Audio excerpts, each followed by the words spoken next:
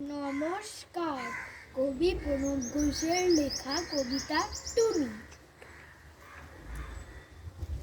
বিজ্ঞানে আমি 10 পেয়েছি, মাত্র 10।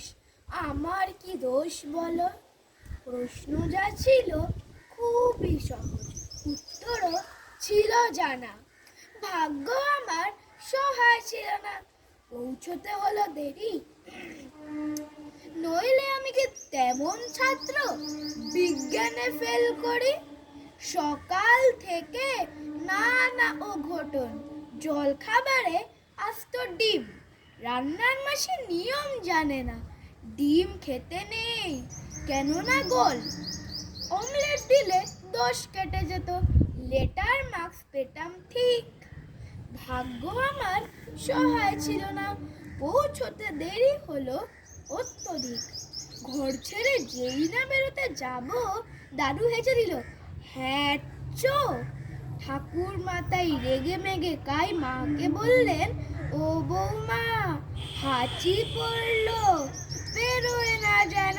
টিক টিক টিক তক্ষুনি মা বললেন, ঠিক আছে বসে যাবে টুনি। অগত্যা তাই বসতে হলো। হাঁচির বিপদ যেই না কাটলো, চৌকাঠে পা আবার পড়লো বাধা টুনি। ঘরে বসে যা, কপালে দিয়েছি দইয়ের ফোঁটা, হাতে বিপদ তাড়িনি, কোমরে ঝুলছে ঢাউস মাদুরি, বিপদ এড়াতে পারিনি। অতি সাবধানে ঘরের বাইরে যেই না গিয়েছি, কুট্টি বোন চেঁচিয়ে উঠল, দিদি দেখ দেখ পাঁচিলে একটা পাখি, কি সুন্দর, হলদেটে ঠোঁট, লালচে চোখ আর বাদামি পিঠ। তাকিয়ে দেখি পাঁচিলে বসেছে, হায় হায় ওটা এক শালিক।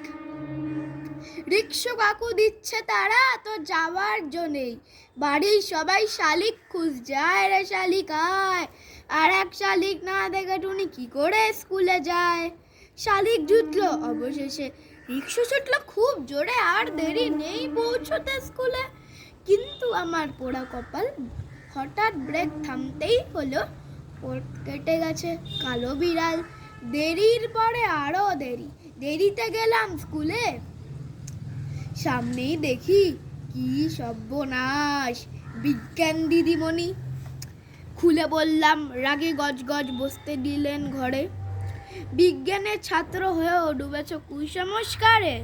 মুখ্যমনা দিদিমণির অনেক বকাঝকার পর প্রশ্নপত্র দিলেন, খাতা দিলেন। হঠাৎ চেয়ে দেখি পলা নীলা শঙ্খে ভরা দিদিমণির হাতের আঙ্গুলগুলো। বিজ্ঞানে আমি 10 পেয়েছি, মাত্র 10। আমার কি দোষ বলো? নমস্কার।